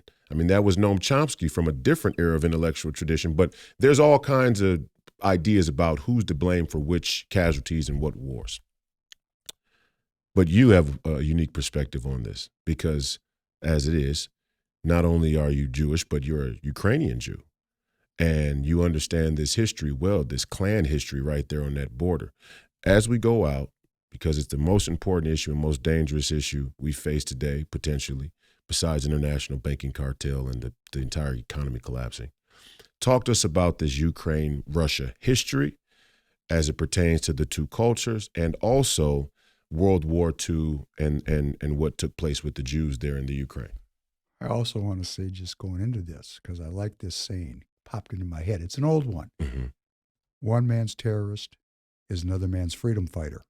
Right. And I think we're old enough as a culture, our human culture here in America, our American culture, we are now reaching the point that if we can't start to look at things with a little more complexity, take our politics not with French fries, but with some reading glasses and some serious intent, we're done. You're a jerk off. If you want to be free and you want your children to be free, this is serious. This is complex. I'm very sorry, but you're going to have to get involved. Yeah. You're going to have to give up going to the mall, and you're not really giving anything up, because if we keep going down this road, there isn't going to be any malls. You're not giving anything up. You have to get engaged now. And this Ukraine thing is a perfect example of, there's four corners here, and everybody sees what they want to see. And guess what? It's all true. It's all true. And you don't have to go into some tinfoil hat conspiracy theory stuff to figure out some of these corners. We have the prevailing narrative here that Putin is a monster and a war criminal, and he's made an illegal war against the noble Ukrainian people. Okay, works for me. He did. He attacked. And I'm categorically opposed to his attack, and I wish he hadn't done it. I mean, I do. I don't want to be involved in a situation where we stumble into a nuclear war. Okay, that's one poll. Okay, we all know that one. But do we know that in 1991, there was an implicit promise made between the then Bush administration and the then Soviet Union that NATO would not move towards the Russian borders as the Soviet Empire was breaking apart? And that, now there's even, a year ago when I looked this up, there was no controversy about it. You saw pictures of James Baker meeting with Gorbachev, and, they cut a deal. Now, when I look, there's all kinds of controversy. When look up the same thing, no, that's not true. Well, we were never going to know what was true. But we do know this. When you roll up on a man's front yard, guns ablazing, he's probably going to shoot back at you. You don't even have to shoot the guns. If you roll onto my front yard with a gun in your hand, you're not making it off that front yard. Well, if yeah. I'm home. And we have the same doctrine here in this country. It's called the Monroe Doctrine. The Monroe Doctrine says, you European colonial powers, stay the hell out of the Americas. If you do, we're going to war. Well, of course, the Russians have their own Monroe Doctrine. So Ukraine, for those of you, please go to a map and look. It is right on Russia's border. There is a war being fought right on the Russian border. I mean, of course. In Mexico, essentially. Yes, it would be like the Russians were down in Monterrey working their way north. Of course we're going to war. So, this thing at its base is very simple. It's made complex. And you're asking me to talk about things like when the Germans, the Nazis invaded Russia in 1942, Operation Barbarossa. They went across this whole front, this crescent from the Baltic states, which is Estonia, Lithuania, and Latvia, all the way down to the southern Ukraine. That's the fault line between the Germanic peoples and the Slavic peoples. And there's been a war there going on for hundreds and thousands of years. I mean, this is a fault line. And they went across the border there. And you know what? The Ukrainians thought it was pretty good because they had previously, during the Bolshevik Revolution, resisted the Marxists. And they fought a war. You can go watch the movie Dr. Zhivago. It won the Academy Award for Best Picture in 1965. And there's all this dialogue about the white Russians. The white Russians, how do we get this about color? But that's what they called them. Why? Because they were Germanic. The people that are in the Western Ukraine are ethnically different than those that are in the Eastern Ukraine. But these two groups have been breeding and intermarrying for hundreds of years. So it's kind of a mixing pot. Genetic lottery. It is. That's correct. Mm-hmm. But from a theological perspective, from a political perspective, when the Soviet Union broke up, the Ukraine, it was a region, became Ukraine, a country. And it went off, and I don't want to pass this over because I got diverted. When those Germans came across the Ukraine, those white Russians, they joined the Nazis. And the single greatest atrocity in World War II was perpetrated in what they call Kyiv now. It used to be called Kiev, which is the capital of the Ukraine. And some 33,000 Jews were executed with small arms in 2 days by Ukrainians, supervised by Nazis. 48 hours, small arms, pistols. 33,000 Killed 35,000 people with pistols. You have to like it. You got to like it. That's right. It's good to you. Right. Because it's ethnic hatred. Well, not only that. I mean, people could imagine themselves doing some pretty violent things. After you get done killing 10 people and with it, the biggest mass murderers in American history that we stuck under jails killed 20 people over 25 years. Once you get, and even that broke their mind. I mean, it fractures your mind to take another human life. When you kill that many people in 24 hours, in 48 hours, in 5 hours, you're demented. You've gone over the line. You're a Satanist. That's correct. Right. And these Nazis went across the Ukraine into Russia, and I think something like 8 million people got killed. Ukrainians were killed as the Nazis advanced. Total, just Ukrainians as the Nazis went and the Ukrainians joined, and they Right. went into the eastern Ukraine. Right. 8 million people were killed as the Nazis went off into Russia. When the Russians came back in 1944, they killed 9 million. So the first game of the series was the white Russians fighting the Bolsheviks at the time of the Russian Revolution. And the white Russians lost. They were suppressed. When the Nazis came back going east, they joined. They said, where do I get my swastika? This is a good group. I want to be. The Jew killing is good here. They got in on it. Mm-hmm. 8 million people died. When the Russians came back, 9 million people died.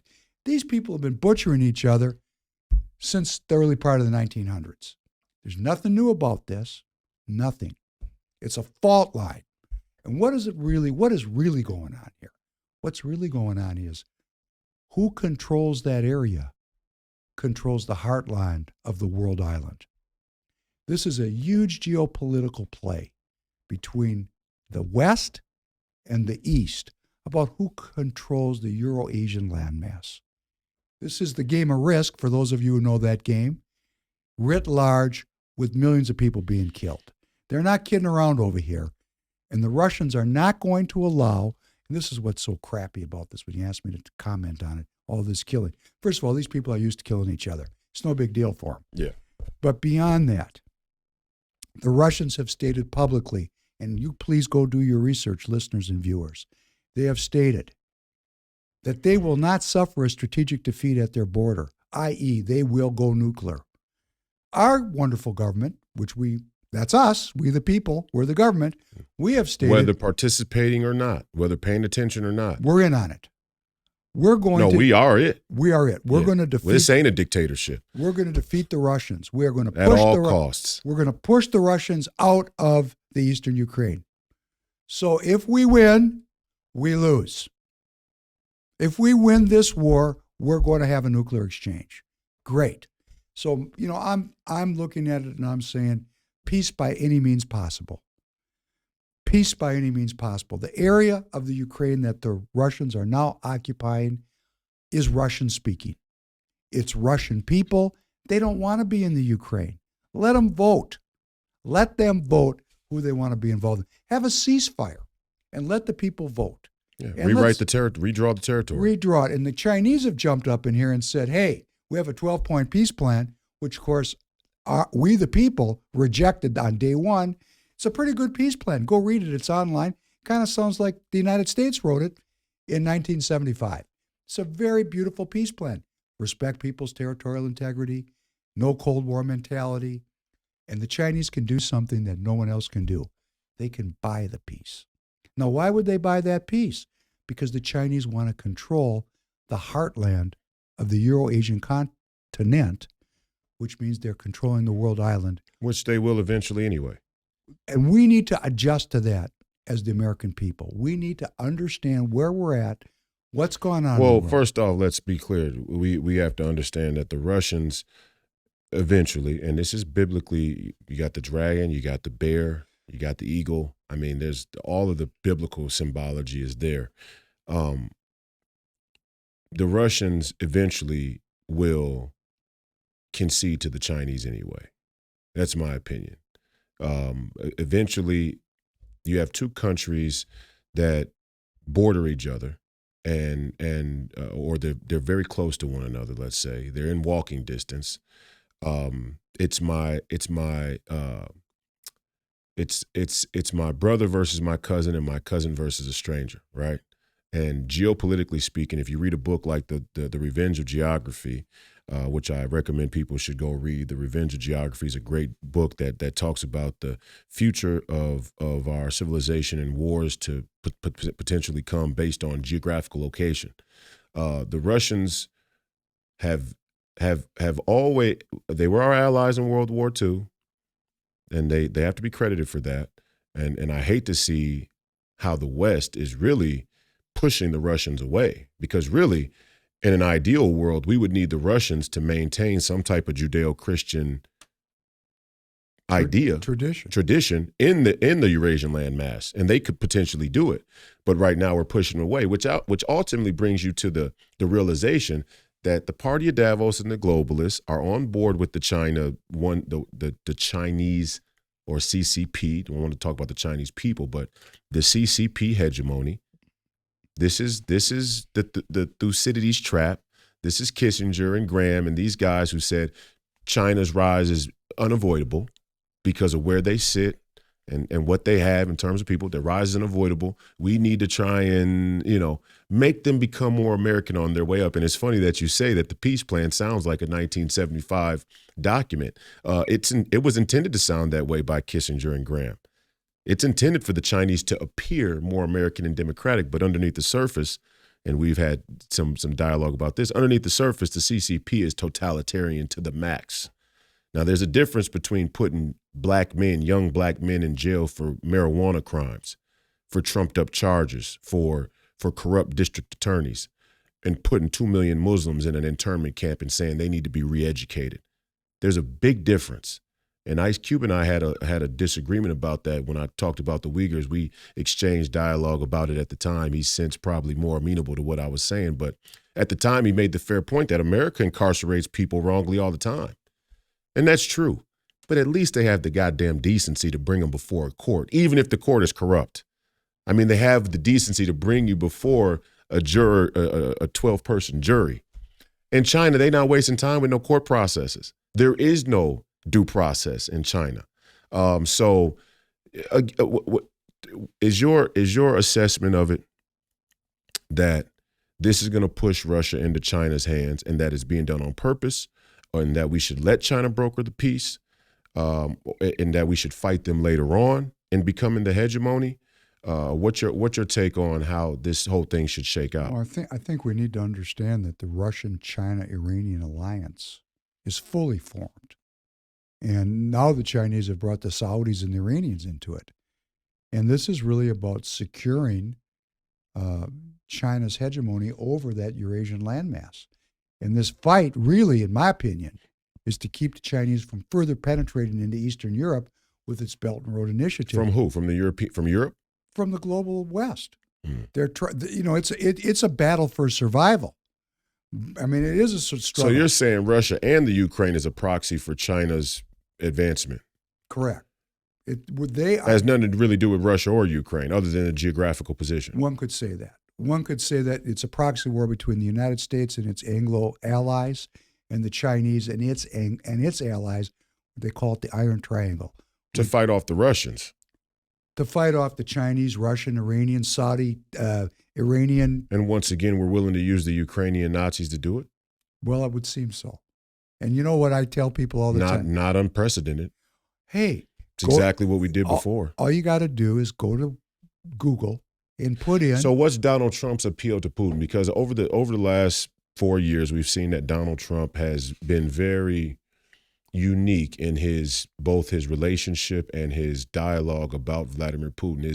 Is Donald Trump and the nationalist populist movement affection for Vladimir Putin an attempt to try and create an alliance that maybe none of these players on the board really is? The nationalist populist America First Judeo-Christian God-fearing movement trying to make an appeal to Vladimir Putin to uphold Judeo-Christian values there in that part of the world? Is that what the sort of underlying connection is there between us and Russia and a guy like Dugin and all these other people who many of us nationalists and populists now look at Russia and go, we're not pro-Putin, but we're certainly not anti what he's saying.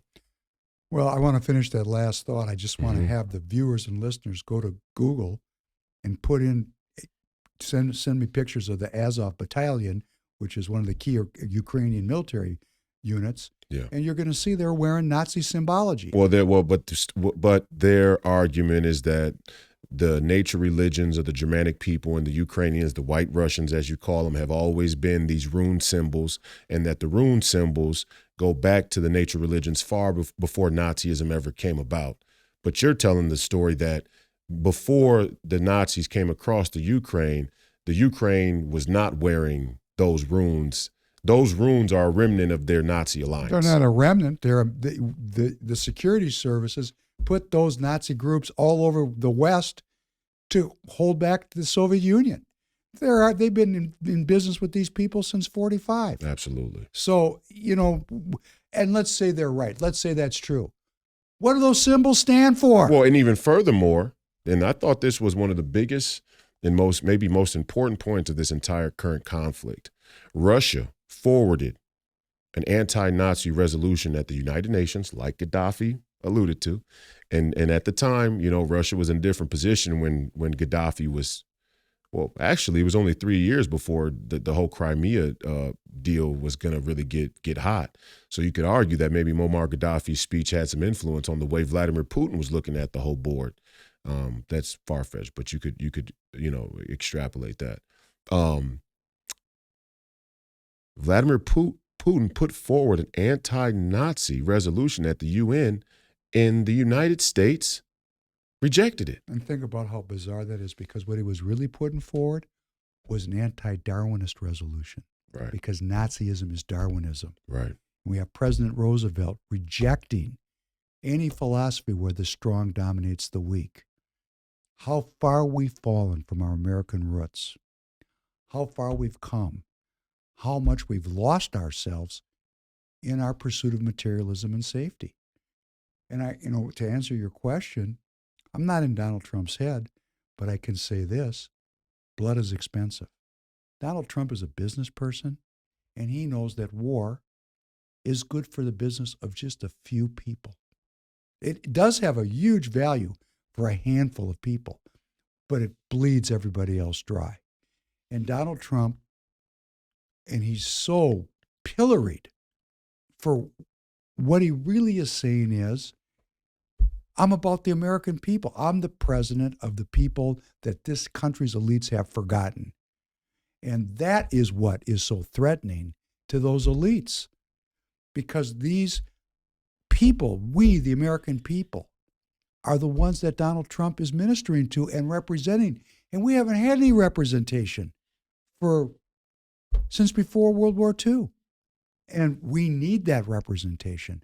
Now, I personally don't care who it comes from, if it's Donald Trump or a Royce White or some other figures emerge over the next years that will bring about an authentic American philosophy, an authentic American foreign policy, an authentic American way of doing business. And I want that to be 100% focused on the well-being of the American people.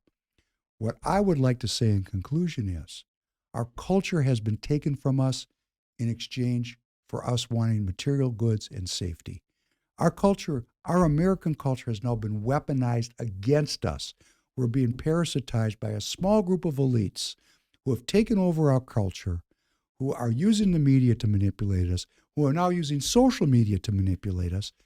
And as long as we can go to the malls and buy stuff, and as long as we can go online and buy stuff, and as long as we feel safe, hey, it's all good with us. We're being set up, we're being knocked down, and what I'm working for and what I'm hoping for and why I enjoy talking to you is, we need a new group of leaders who come forward focused on one thing: the well-being of the American people. You have a policy, how does it make people have better well-being? You have an argument, what is the conclusion of this argument where well-being is enhanced? And that's out the window. When you have a government on the verge of a nuclear war, they're not thinking about well-being. They're thinking about winning, which is Darwinist. What our Judeo-Christian roots give us is all the paths are paths of peace. All of this will bring about well-being. You do these things, your life will be lengthened on the earth. You do these other things, your days will be shortened. Why are we pursuing policies and ways of living in our culture where our lives are cut short? I don't want to do that. I want to just focus on those. And it doesn't matter to me if people are Marxists. If you're a Marxist and I say to you, do you agree with me that you'd like people to be better, more well, have better health and well-being? What are they going to say? No?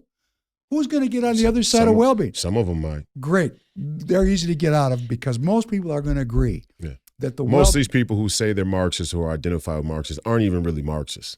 They don't even know where the tradition comes from. They just signed up at a university and joined. But let's ask them, do they want to have like most people who join gangs. They're not really gangsters. But let's ask them, would they like to have better well-being? Right. Let's teach people well-being. Let's change our schools and universities. You'd be surprised how many lemmings you could get to jump off a fucking cliff. I'll say that. Well, that's very unhappy, isn't it? That's dark, ain't it? It's very dark. Yeah, I know. And I'm sorry for the particularly, we clearly, in my opinion, we clearly have elites. We should try it. It's the only thing to try. The other option is nuclear war and total destruction. But I'm going to say, as we wrap up, we have elites that want us to kill ourselves.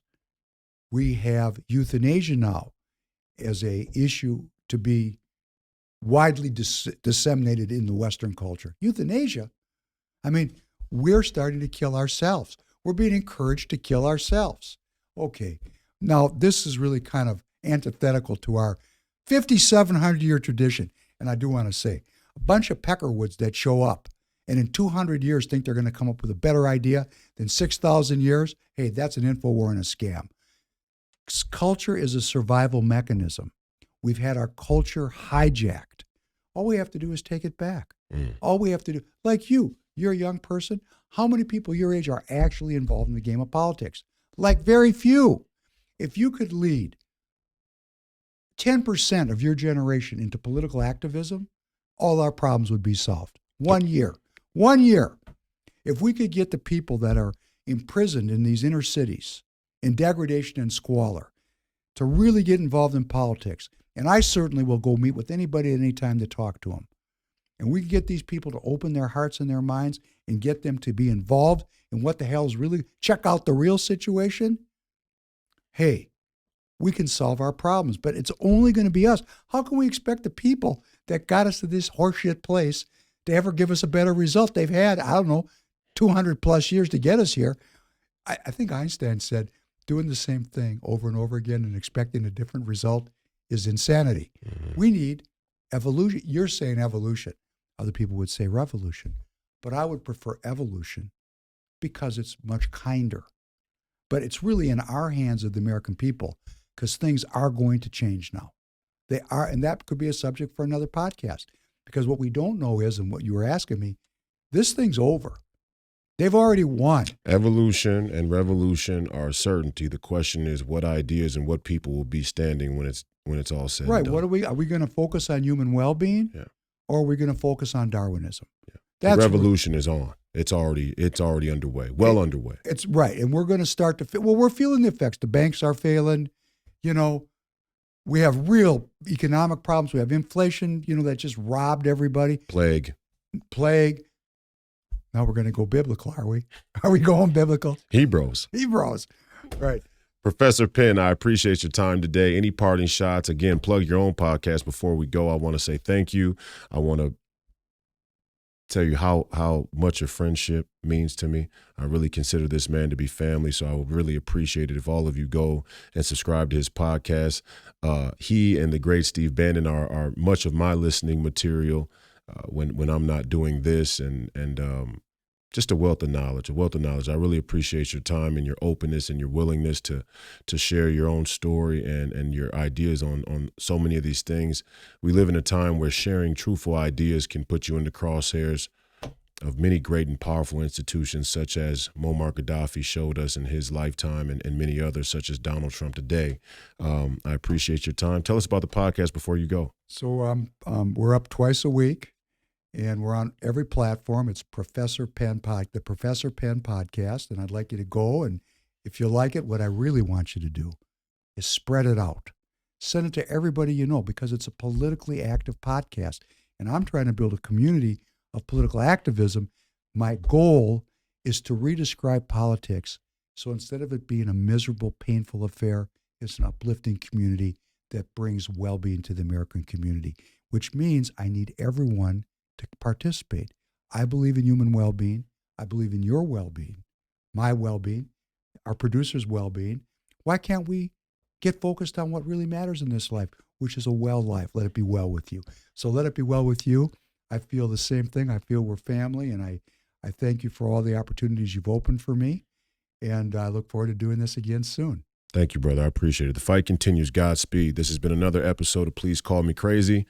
There's your family and friends Friday. We had a little bit of different schedule this week. We had 4 episodes because Steve Bannon had a bank special he wanted to get out on Tuesday. So we had 4 episodes this week for you, and I can't say that we won't have a change in schedule or format as we go on here, because we're in an unprecedented time. So it calls for unprecedented measures. Again, brought to you by Free People Radio and our first sponsor, TireGet. That's TireGet.com. We appreciate your viewership and your listenership today and in the future. Godspeed.